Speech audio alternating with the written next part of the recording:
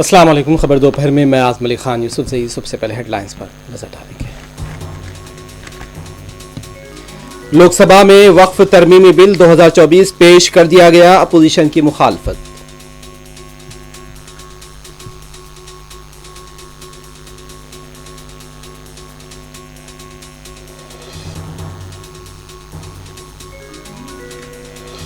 वक्फ तरमीमी bill 2024 पर लोकसभा में गर्मा गर्म मुबाहिस, अपोजिशन ने हुकूमत की नीयत पर उठाया सवाल।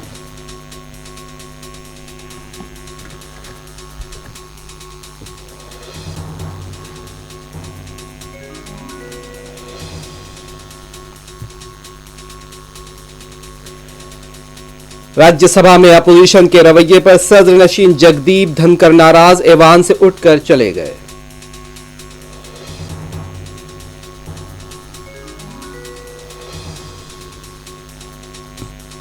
बांग्लादेश के हालात पर नजर है, कोई भी गैर कानूनी तौर पर दाखिल नहीं हुआ, वज़ीर आला असम की वजाहत।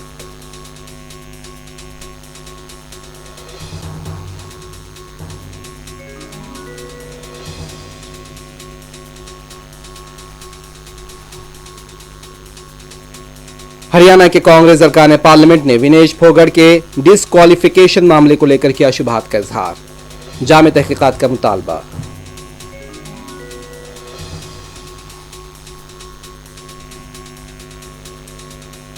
रियासत तेलंगाना में आवारा कुत्तों का कहर जारी, करीमनगर में 18 माह के बच्चे पर हमला, हॉस्पिटल में शरीक।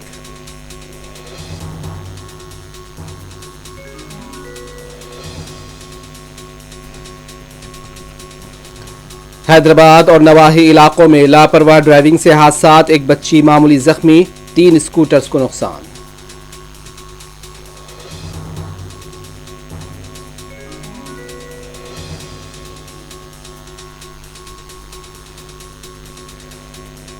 इस्माइल हनिया का कत्ल, ईरान की खुद मुख्तारी की संगीन खिलाफ वर्जी, सऊदी अरब का OIC इजलास में मौक़िफ़।